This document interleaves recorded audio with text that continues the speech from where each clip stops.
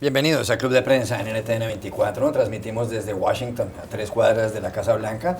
No olviden ustedes que al final del programa pueden encontrarlo completo o pueden encontrar apartes en nuestra página de Facebook, también por nuestra cuenta de Twitter, y el audio, el podcast, lo pueden escuchar en SoundCloud. Les doy la bienvenida a los invitados hoy al programa. En primer término, el escritor y periodista peruano Álvaro Vargas Llosa. Bienvenido, Álvaro, a este programa. ¿Qué tal, Juan Carlos? Encantado. José Jaime Hernández, corresponsal del Universal de México, bienvenido también. Un placer, como siempre. Y Muni Jansen, analista política del Club de Prensa, bienvenida igualmente. Gracias. El primer asunto, Álvaro, y es la noticia política del hemisferio, son las elecciones legislativas este domingo en Venezuela. Se va a renovar toda la Asamblea Nacional, el Parlamento, que tiene 167 escaños. Hoy en día hay mayoría chavista allí. Hay 1.799 candidatos. Y en las encuestas, y esto pasa por primera vez desde el año 1999, el chavismo no sale bien librado, el partido que encabeza el presidente de la República Bolivariana de Venezuela, Nicolás Maduro. Hay, entre otras cosas, un sondeo del Pew Research Center, el centro de investigaciones Pew, muy prestigioso aquí en Estados Unidos, sondeo, por supuesto, hecho en Venezuela, según el cual el 85% de la gente está insatisfecha con el curso del país, solo el 14% cree que Venezuela va en la dirección correcta. Pero además hay otro dato, hay un 68% de insatisfacción con Maduro y el 52% de los venezolanos creen que Venezuela, que el país no debe seguir por el curso chavista. Pero lo que uno se pregunta aquí es si pueden cambiar las cosas en Venezuela en caso de que triunfe la oposición, porque, por ejemplo, para reformar la Constitución se requerirían 2/3 partes de los escaños, es decir, 111 del total. ¿Qué cree usted que puede pasar en estos sondeos? A ver, la oposición ha logrado una cosa que le tomó mucho tiempo lograr, y es tener una masa crítica suficiente, digamos, para poder decir con mucha claridad que es mayoría en Venezuela. Yo creo que hoy de eso no hay ninguna duda. Los sondeos son muy claros. El último año ninguno ha dejado de darle a la oposición una ventaja enorme, en algunos casos triplicando la votación potencial del gobierno, etcétera, etcétera. De modo que ya lograron eso, y eso no es poca cosa cuando se combate un régimen de tipo autoritario. Es un proceso muy largo y complicado en el que por lo menos hay que encontrar eso, una posibilidad, digamos, de llegar a una masa crítica que tenga muy claro que hay que transitar hacia un régimen distinto. De modo que eso lo lograron. El gran problema ahora es lo que mencionaste, es decir, cómo traducir eso en una operatividad que permita, digamos, llevar a Venezuela de donde está ahora hacia un proceso de transición democrática genuina. Eso es mucho más complicado, porque para eso habría que empezar por obtener 2/3 partes, digamos, del control de la Asamblea Nacional. No creo que sea imposible, es decir, si la elección fuera limpia, probablemente estarían rozando eso si es que no lo lograran directamente, pero luego además habría que lograr que el Ejecutivo, digamos, aceptara las decisiones de la Asamblea Nacional, algo que yo creo que es casi imposible. Yo creo que si el gobierno el día de domingo acepta que ha sido derrotado por la oposición, pues lo más probable es que le conceda una mayoría simple que no sea suficiente, y en cualquier caso neutralizará las decisiones de la Asamblea desde la presidencia, desde la Corte, en fin, desde todas las otras instancias de poder que hay en Venezuela. De modo que no quiero ser enteramente pesimista, es decir, ya sería un paso adelante enorme de cara a la comunidad internacional y, por supuesto, a la gente desmoralizada que está dentro, que la oposición pudiera tener un triunfo, por lo menos en el voto popular, muy significativo. Es decir, el regreso a la democracia de Venezuela se habrá logrado cuando se logre, gracias a una serie de hitos, de instancias, una de las cuales habrá sido esta votación importante en la que yo creo que la oposición sin ninguna duda va a derrotar al gobierno. No sabemos exactamente por cuándo. Hay algunas estadísticas, Jaime Hernández. El diario The Guardian, el periódico londinense, dice que la pobreza hoy en Venezuela es del 75%. El 75% de la gente vive en la pobreza, mientras que hace 2 años ese porcentaje era de solamente el 27%. Y esta es la encuesta del Pew Research Center, se les pregunta a los venezolanos cuál es el principal problema que tienen. El aumento de precios, la inflación, es el principal problema para el 92% de la gente, seguido por el desempleo con el 85%, el desabastecimiento con el 84% y el crimen con el 82%. ¿Qué puede ocurrir en este domingo en Venezuela, sobre todo cuando Nicolás Maduro dijo que hay que ganar las elecciones como sea? Yo creo que si tomamos en cuenta que lo que refleja Pew Research, este 85% de la población que está insatisfecha con la dirección que ha tomado el país, esto te da un poco la medida de lo que es la mayoría, y esa mayoría es el hartazgo. El hartazgo ha nutrido a esta gran mayoría. La gente está frustrada, está cansada, la gente que incluso apostó por Chávez en su momento ya está cansada. La gran pregunta, un poco a tenor de lo que decía Álvaro, es efectivamente las condiciones están dadas, vamos a ver si realmente se respetan las condiciones, vamos a ver si hay unas elecciones transparentes y limpias, pero la gran pregunta es, todo parece indicar que estamos ante lo que ya es un escenario de fin de ciclo o fin de etapa. Y cuando tú terminas con un fin de ciclo, la gran pregunta es, ok, ya enterraste ese pasado y después ese pasado te puede seguir persiguiendo e incluso puede terminar contigo. Ese es el gran riesgo que yo veo en Venezuela y por eso yo creo que es muy importante que la oposición articule todas sus fuerzas y defienda una victoria y reclame mayor transparencia, porque a tenor de lo que estamos viendo no existen las garantías de que van a haber unas elecciones libres. El gobierno, por supuesto, está respaldando y apostando porque ganen sus candidatos, porque, y ya lo dijo Maduro, yo voy a defender a esta revolución cueste lo que cueste, y eso es lo más preocupante. Hay otras estadísticas, Muni, que trae el Pew Research Center, cuando se les pregunta a los ciudadanos qué instituciones ejercen una buena influencia sobre el país y qué instituciones ejercen una mala. La gente cree que el 68% de la gente cree que el gobierno ejerce una mala. Es el mismo porcentaje de insatisfacción con Maduro. Solo el 30% de los venezolanos creen que ejerce una buena. En cuanto a las cortes, 65% de la gente creen que ejerce una influencia mala o que ejercen una mala influencia. El 30% están persuadidas de que ejercen una buena influencia. Pero llama la atención un dato: para el 39% de los venezolanos, los medios de comunicación ejercen una mala influencia. Para el 59% creen que ejercen una buena influencia. ¿Será que les creen todavía a los pocos medios independientes que quedan? Bueno, en Venezuela quedan pocos medios independientes, pero sí el hecho de que haya confianza en los medios de comunicación es alentador.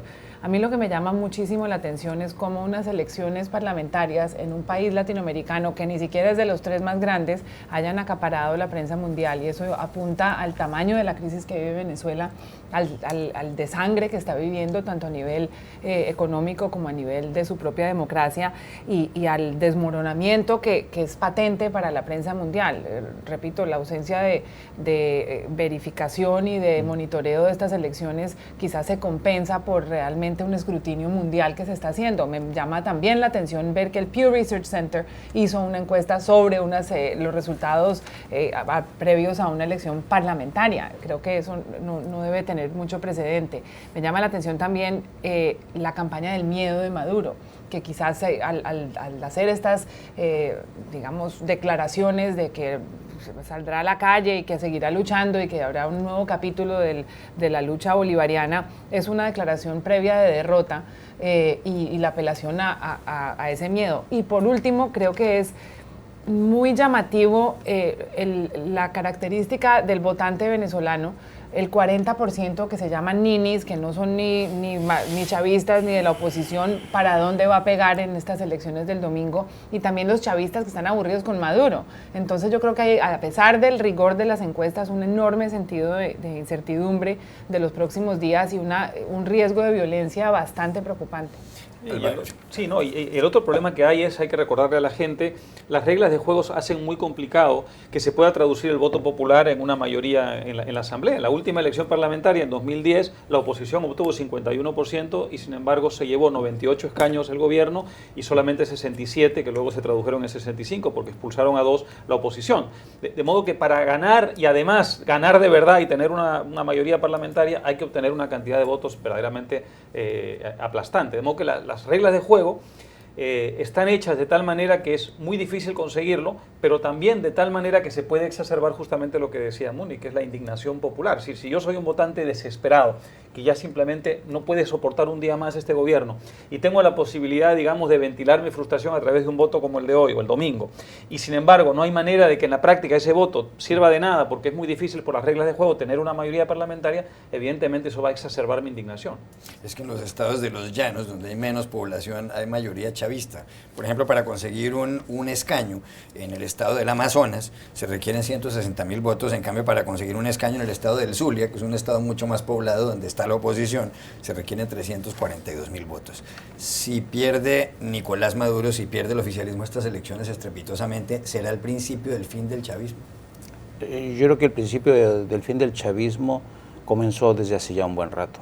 yo me atrevería a decir que a lo que estamos asistiendo es como decía Muni, desmoronamiento de lo que ha sido el chavismo en todos los frentes, en el frente ideológico, en el frente económico, en el frente social. Toda la masa crítica que decía Álvaro se ha ido sumando por este descontento. Hay mucha gente que ha desertado de este chavismo. Es que yo creo que si pierde Nicolás Maduro, eso simple y sencillamente será la confirmación de lo que ha sido un desgaste, una erosión de un modelo, de un experimento, de una experiencia que muchos ya califican de pesadilla. Moni, noticias del fútbol, a usted que le gusta el fútbol, en este caso escándalo monumental, el de la FIFA, está suspendido ya desde hace varios meses. Sepp Blatter, el presidente de la FIFA, hay varios detenidos desde hace también varios meses por una red de sobornos que tienen que ver con pagos en transmisiones de televisión, con compras de sedes para algunos campeonatos. Pues ayer a la madrugada aparecieron 16 nuevos acusados. Hubo varios detenidos, algunos de ellos incluso han confesado que han hecho maniobras ilegales de contabilidad. Fueron arrestados, entre otras cosas, el presidente de la Conmebol, del organismo que es el que se encarga de dirigir los destinos del fútbol en Sudamérica, Juan Ángel Napout del Paraguay, Alfredo Howitt de Honduras, presidente de la CONCACAF, que es la entidad que maneja el fútbol en Centroamérica, Luis Bedoya, el presidente de la Federación Colombiana de Fútbol. El expresidente ya confesó que había cometido algunas irregularidades y además ha puesto a su disposición los datos de unas cuentas que tiene en Suiza, todo ello por una investigación encabezada por Loretta Lynch, la fiscal general de los Estados Unidos, que parece, como decía ayer un tuit de algún periodista colombiano, Edwin Giraldo, parece que Loretta Lynch está haciendo más por el fútbol que el propio Lionel Messi. ¿Hasta dónde llegará esto? Porque ya da la impresión de que uno no cree en la limpieza de ningún partido de fútbol, de ningún árbitro, de ninguna sede. Es que en el fútbol está servida la corrupción, tiene una combinación irresistible para cometer actos de corrupción. En primer lugar, es un negocio multimillonario, donde hay una altísima vinculación de relaciones con el sector público y con el sector privado. Ha habido mucho cuestionamiento sobre los contratos que se han hecho con empresas como Nike y empresas de distinta índole grandísimas, y donde ha habido acusaciones de sobornos, y todo pasa a puerta cerrada. No hay ningún instrumento de veeduría para estos negocios multimillonarios que se hacen, donde hay intereses políticos, intereses económicos, intereses que parecen más del crimen organizado también. Y eso no está solamente limitado al fútbol, y me llama la atención que sea Loretta Lynch, que según Edwin Giraldo se debería ganar el Balón de Oro, está también muy cercano a la parte de los deportes olímpicos. Hace poco el Comité Olímpico de Atletismo mostró unos niveles altísimos de corrupción. La delegación rusa de atletismo ha sido acusada no solamente de dopaje, sino de toda clase de transacciones ilegales. Creo que es hora de crear algún tipo de instrumento de veeduría mundial para los deportes, antes de que un asunto que parecía tan limpio y tan bonito y con una hinchada muy, muy especial y muy entusiasta, pues pierdan completamente la fe. Y qué pena y qué vergüenza como latinoamericanos que haya tantos latinoamericanos en esas listas que salen. Evidentemente no son los únicos, pero son demasiados, son demasiados. Prácticamente todas las confederaciones de fútbol del hemisferio están pringadas, como dicen en España, y lamentablemente en Sudamérica y Centroamérica hay una concentración por metro cuadrado mayor de la que nos gustaría como latinoamericanos. Supongo que tiene todo el sentido del mundo. Si hoy en día la corrupción es uno de los grandes temas latinoamericanos, mira lo que está pasando en Brasil, para mencionar un solo caso, ¿por qué no habría de ocurrir lo mismo, evidentemente, en otras ramas, digamos, del ejercicio de la vida pública? Pues supongo que tiene sentido, pero aún así es, como latinoamericano, una vergüenza ver que hay una cantidad tan importante de ejecutivos del mundo del fútbol, sobre todo que somos muchos, somos millones los hinchas de fútbol en América Latina, que quisiéramos estar más representados por el tridente del Barça que por esta gente que, digamos, sale en las primeras páginas de los periódicos por esta, práctica infame, ¿no? Y que efectivamente, como dices tú, arroja sombra, en realidad injustamente, sobre todos los partidos, sobre todos los árbitros, sobre todos los equipos. ¿Cuál es su equipo en el Perú y cuál es su equipo en España? Alianza en el Perú, el Barça en España. Muy bien. Ya regresamos a Club de Prensa. Volvemos a Club de Prensa Plus en NTN 24. José Jaime, hay elecciones generales, que se llaman así en España, el 20 de diciembre. Es decir, se van a escoger los 350 diputados del Congreso, los parlamentarios. En este momento hay mayoría del Partido Popular, el Partido Conservador, el presidente del gobierno es Mariano Rajoy, y tiene mayoría absoluta el PP, tiene 185 escaños de esos 350. En segundo lugar está el Partido Socialista Obrero Español, el PSOE, que tiene 109. cuyo candidato para estas elecciones, Rajoy también lo es a la reelección, es Pedro Sánchez. Pero ahora resulta que con el surgimiento de dos nuevos partidos parece que se va a romper el bipartidismo tradicional de PP y PSOE. Uno de esos partidos es Ciudadanos, que está encabezado por un catalán de centro derecha que se llama Albert Rivera, y el otro es Podemos, un partido de izquierdas que está encabezado por Pablo Iglesias. Según las encuestas están más o menos empatados todos, pero el PP, si las elecciones fueran hoy, sondeo del Centro de Investigaciones Sociológicas del CIS de hace muy pocos días, lograría el 28,6% de los votos, seguido por el PSOE con el 20,8%. Y están también muy cerca detrás Ciudadanos, mucho más abajo Podemos, que parece que ha caído un poco más. ¿Qué cree usted que va a suceder en estas elecciones? ¿Tendrá que haber coaliciones? ¿Se acabó el bipartidismo? Yo lo sospecho que así va a ser. Digo, si nos atenemos a lo que adelantan las encuestas del CIS, se termine el bipartidismo, un fenómeno histórico, y que yo creo que está relacionado, uno, con el desgaste de un modelo bipartidista que surge desde la transición, esta eterna división de la España entre la derecha y la izquierda, pero también yo creo que está relacionado con este recambio generacional, que yo creo que viene bien, que qué bueno que Podemos y Ciudadanos, digamos, están saliendo al quite de esta nueva generación, esta generación que está indignada con lo que ha ocurrido en España, los escándalos de corrupción, etcétera. Pero resulta interesante que en medio de todo este contexto de recambio, de recomposición de fuerzas y alianzas, la estrategia del señor Rajoy sea montarse en su caballo de hacienda, no salirse de su zona de confort y confiarse en la victoria por mínimos que le vaticinan las encuestas.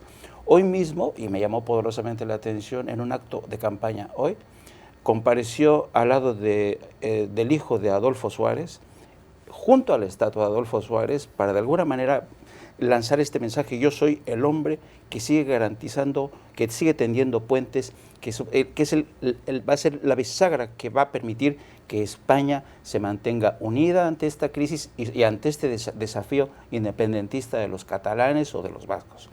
Y yo no sé si esta estrategia le va a funcionar. Yo creo que la campaña de Ciudadanos ha sido muy eficaz, también la de Podemos, y creo que la gran pregunta es, como todo el mundo yo supongo que nos estamos haciendo, es ¿cómo van a darse estas coaliciones, ¿no?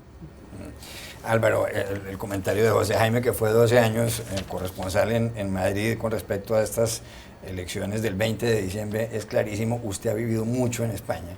¿Qué mirada le da usted a lo que va a pasar el 20 de diciembre? Ha sido muy interesante el desarrollo de este proceso, porque la primera etapa del proceso básicamente estuvo dominada por la idea de la indignación de los ciudadanos contra la clase política, sobre todo contra el PP, porque era quien gobernaba. En la segunda etapa, la economía empezó a repuntar, no espectacularmente, pero con suficiente intensidad como para que un número creciente de españoles sintiera un alivio. Y entonces la gran pregunta era, ¿qué va a primar más? Si la economía prima sobre la indignación, pues evidentemente Rajoy puede salvarse por un pelo. Si ocurre lo contrario, Rajoy está en capilla, como se dice por acá. Entonces, bueno, lo que ha ocurrido es un poco las dos cosas, es decir, la indignación se mantiene, la gente está muy crispada contra la corrupción del PP y por supuesto también del resto de la clase política, y emite esa señal a través de los partidos alternativos que van a romper el bipartidismo español.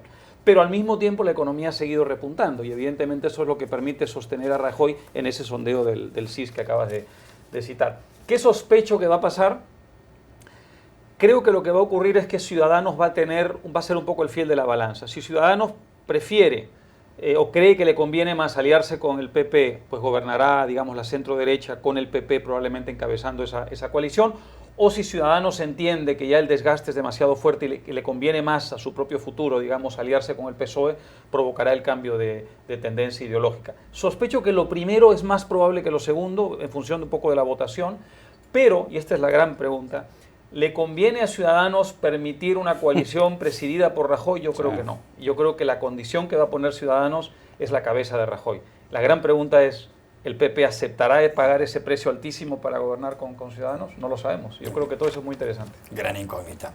Más noticias, en este caso de Sudamérica, Múnich, tiene que ver con Ecuador. En las últimas horas, un país de 16 millones de habitantes que limita en el norte con Colombia, en el sur con Perú y que está en la costa pacífica. Acaban de aprobar en el Parlamento la reelección indefinida. pero todo ello va a entrar en vigor el 24 de mayo de 2017, es decir, una vez ya hayan pasado las siguientes elecciones.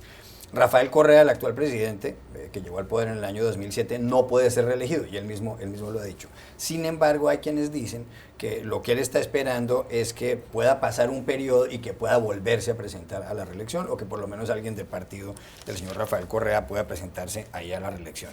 ¿Es esta una maniobra de Correa, haber logrado que se aprobara en el Poder Legislativo la reelección indefinida? Porque además en América Latina hay solamente 4 países que no tienen reelección: México, Honduras, Colombia y alguno más. Eso tiene un nombre en inglés que es placeholder, alguien que le cuide el puesto mientras él regresa al poder, y es muy posible que esa sea la estrategia de Correa.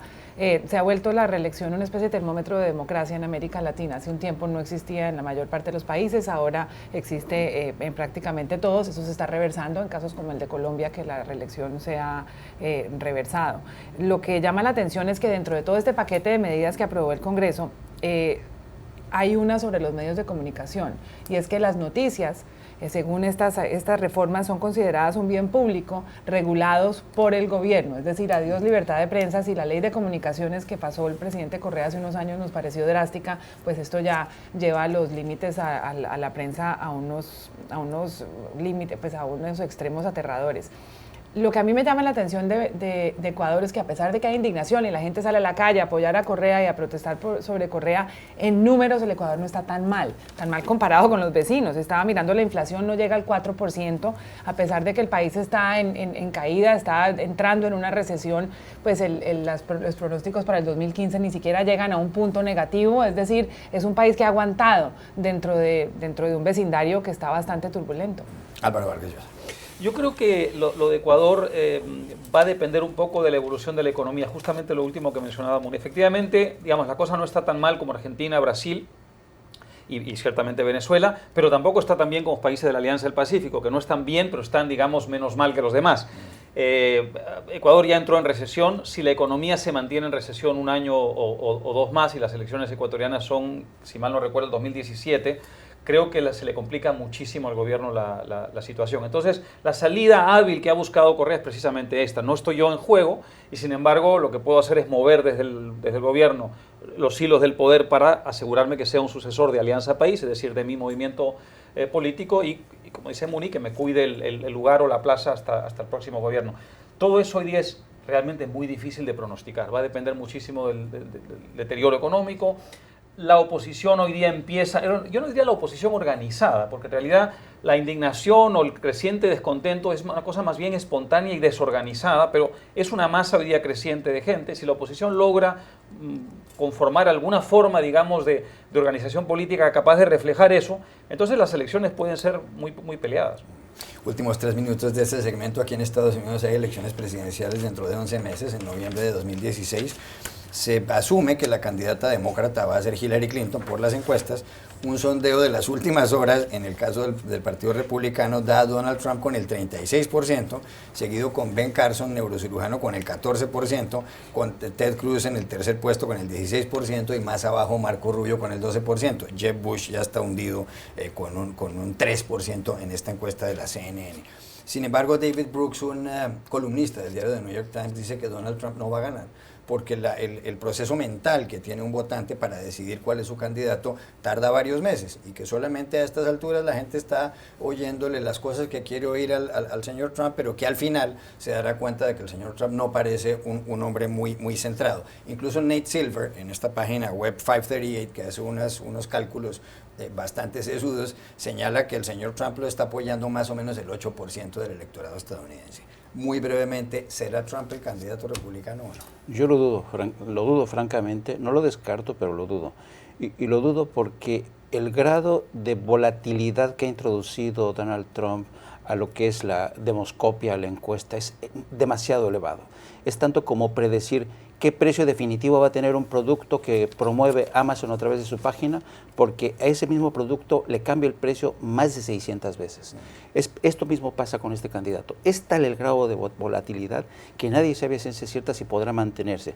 Yo dudo francamente, porque vamos a ver ya con la fecha más cercana a Iowa y en New Hampshire, si va a mantener este apoyo. Yo lo dudo. Muy bien.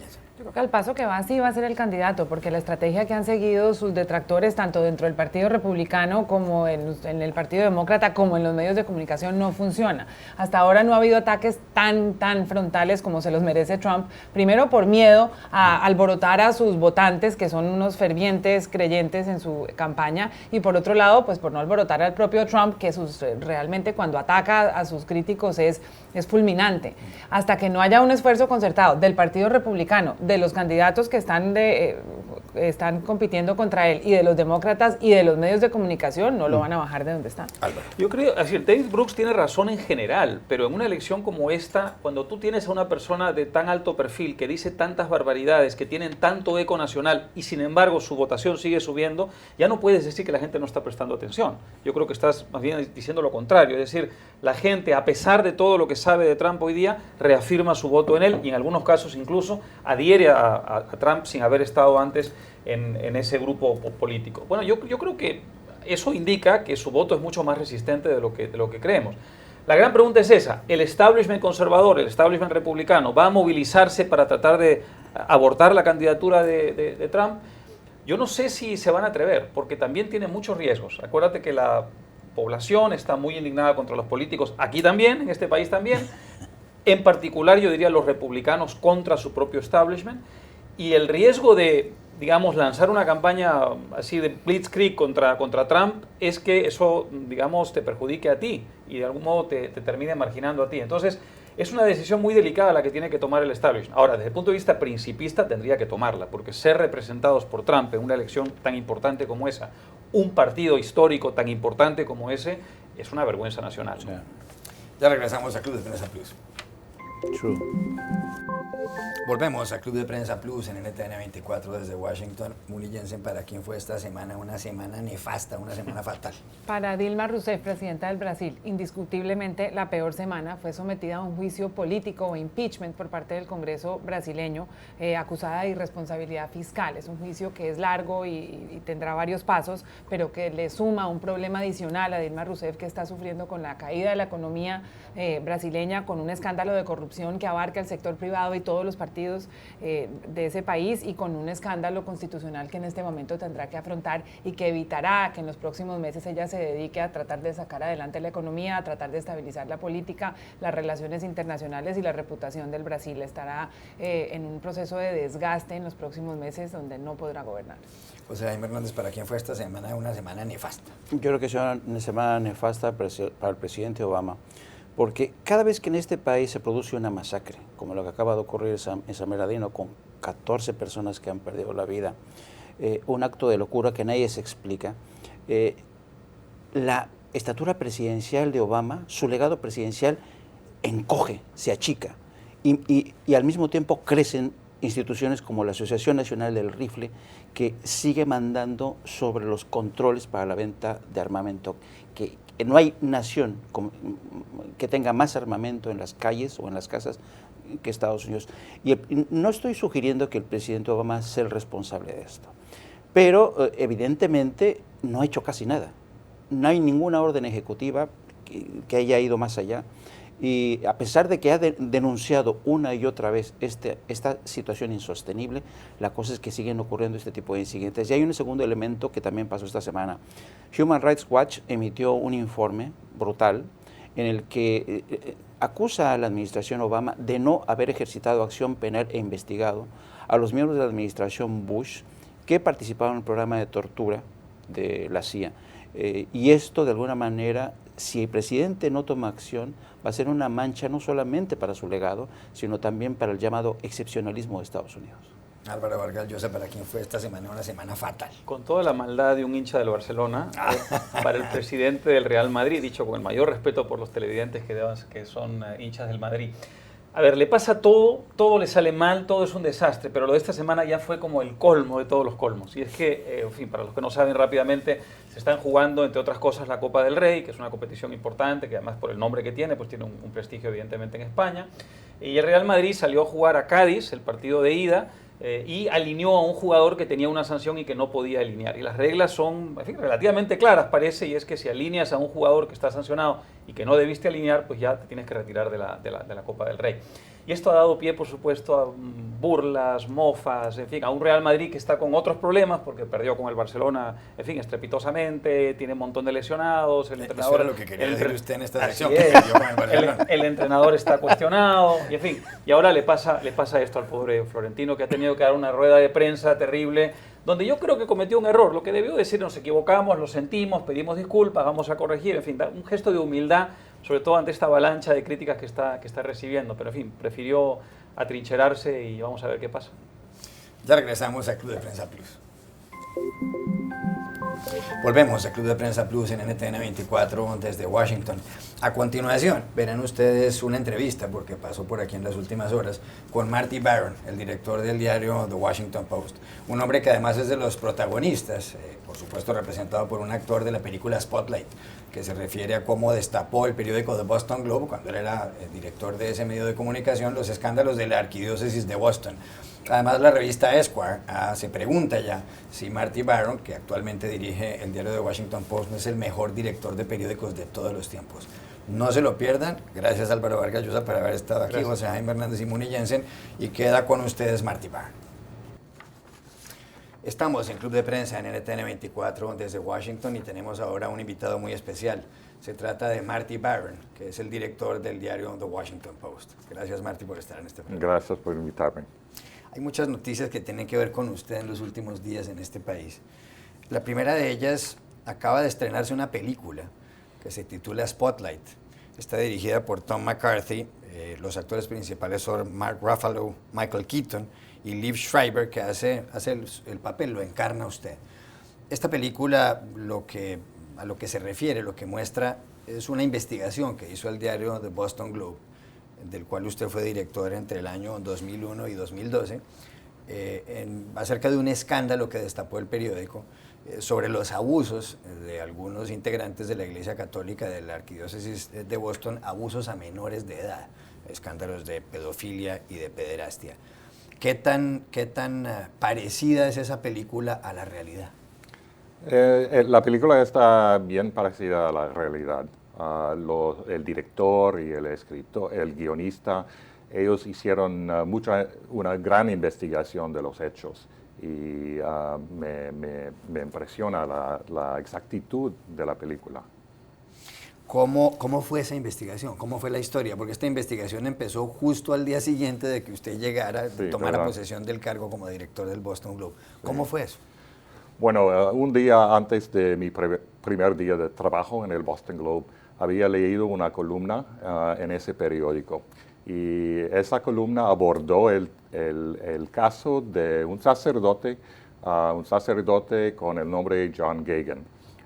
Y esa columna dijo que el abogado de las víctimas, de los demandantes, dijo que el cardenal mismo sabía del abuso, pero continuó permitirle servir en las parroquias.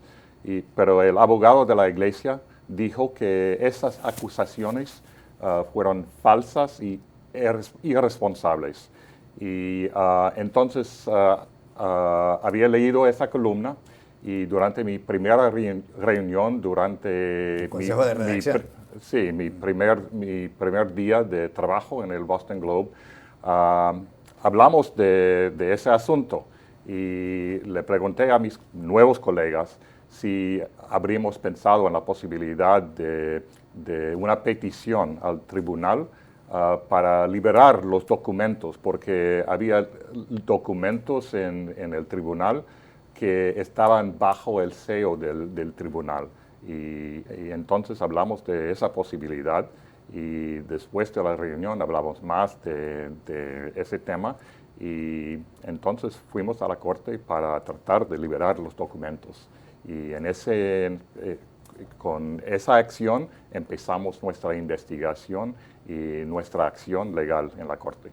¿Cuánto tiempo duró la investigación de The Boston Globe sobre los abusos de gente de la Arquidiócesis de Boston? Bueno, hicimos una investigación de 7 meses antes de la primera nota sobre la investigación, pero publicamos casi 600 artículos durante el año siguiente sobre esa investigación y quizás 900 artículos durante el año y medio. ¿Cuántos casos destaparon ustedes de abusos sexuales de gente de la arquidiócesis? Más de 200 casos de abuso, sí. Y luego en Estados Unidos hubo muchísimos más casos. Más de 200 casos de sacerdotes, yo debería decir. Usted además ha sido noticia en los últimos días porque Jeff Bezos, que es el fundador y presidente ejecutivo de Amazon y propietario del diario The Washington Post, sí. Contó en los últimos días en una entrevista, tal vez en CBS News, que el periódico The Washington Post ha superado al diario The New York Times en número de usuarios en Internet, de internautas. Sí. Esto parece, en los Estados Unidos. En los Estados Unidos. Esto parece increíble, entre otras cosas, porque el New York Times ha sido un periódico global, de cierta manera, y el Washington Post, como ha dicho el señor Bezos, es un periódico local. Lo que pasa es que es un periódico local de la capital de los Estados Unidos. ¿Cómo son las cifras? ¿Qué fue lo que pasó? Bueno, en el mes de octubre tuvimos 67 millones de visitantes únicos a nuestro sitio de Internet, que ellos vinieron a nuestras plataformas digitales, todas las plataformas digitales. Y el New York Times tuvo 66 millones de visitantes únicos en sus plataformas digitales en los Estados Unidos. ¿Y cómo lo hizo? Bueno, reconocemos que hay una manera distinta para contar las historias en los sitios web, en las plataformas digitales.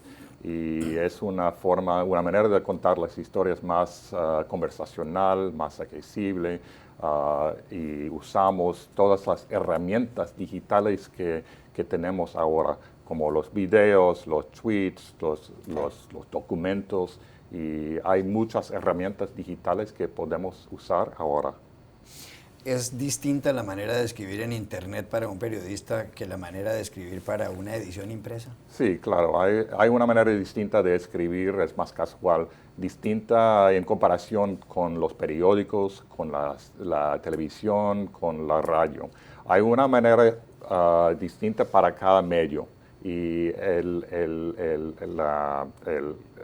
web, los sitios web, requiere una forma distinta también.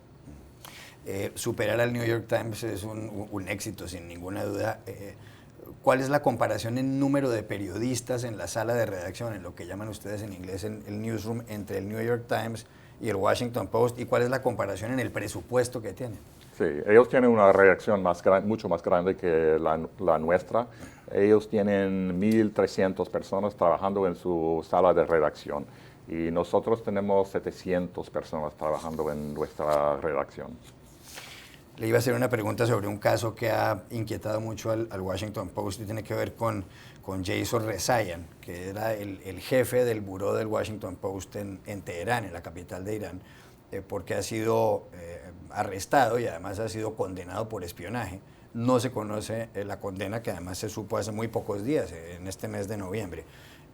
¿Cuál es la opinión del Post sobre lo que está pasando y qué remedio puede tener esta situación? Bueno, es una gran tragedia porque él ha estado encarcelado por aproximadamente 500 días y él fue acusado de espionaje y otras ofensas, pero el gobierno de Irán y la corte no ha divulgado nada sobre los detalles no hay evidencia. No ha divulgado ninguna evidencia. Entonces es una gran tragedia, pero estamos tratando de convencer al gobierno que deberían liberar a nuestro colega y estamos hablando con el gobierno estadounidense sobre la posibilidad de negociar con ese gobierno para liberarlo. Hay un informe que hace el Pew Research Center, uno de los institutos de investigación más serios de Estados Unidos, sobre el estado de los medios de comunicación, y este informe lo hacen anualmente. En el último, el del año 2015, dice que los periódicos han caído en circulación un 3%. Y eso se suma al hecho de que cuando a los ciudadanos se les preguntan si creen en los medios de comunicación o no, hay una desconfianza creciente. ¿Por qué cree usted que pasa eso? Bueno, es un tema difícil. Pero hay una desconfianza en todas las instituciones grandes en este país y en otros países también. Y personas pueden recibir información por varios sitios de Internet y esos sitios de Internet, ellos tienen sus propias ideologías. Y entonces es verdad que hay mucha desconfianza en los medios de comunicación, los grandes medios de comunicación, y tenemos que seguir tratando de convencer al público que estamos escribiendo la verdad. Decía Jeff Bezos en la comparecencia que hizo en la entrevista en CBS News que la misión principal del Washington Post es arrojar luz sobre las instituciones, por ejemplo, sobre el gobierno de los Estados Unidos. Y dicen que afortunadamente ahora tienen un presupuesto que les permite tener más tiempo para hacer investigaciones. En el Washington Post, uno de sus editores y propietario, además, el señor Phil Graham, dio alguna vez una definición de periodismo muy famosa, que es esta: el periodismo es el primer borrador de la historia. Usted es un hombre que ha dirigido equipos que se han ganado en distintos periódicos, como director del Miami Herald, como director del Boston Globe y como director del Washington Post, 10 premios Pulitzer. ¿Para usted qué es el periodismo? Bueno, el periodismo es diferentes cosas, depende hay varios papeles para el periodismo, pero el papel más importante para nosotros es pedir cuentas a las instituciones poderosas. Última pregunta. La revista Esquire publica un artículo hace muy pocas horas prácticamente, y el título en pregunta es ¿Is Martin Baron the best news editor of all time? Eso traduce, ¿es Marty Baron el mejor director de noticias o director de periódicos de todos los tiempos? ¿Lo es o no lo es? Bueno, agradezco los elogios, pero yo creo que ese artículo es un poco exagerado. Es casi imposible clasificar a los editores en términos de la calidad de su desempeño. Ha habido muchos editores sobresalientes a lo largo de los años. Pero esto lo dicen muchos colegas suyos, incluso el director del New York Times, Dean Bankett. Bueno, como te dije, agradezco los elogios. Gracias por haber estado aquí. Gracias a ti. Y a ustedes hasta la próxima.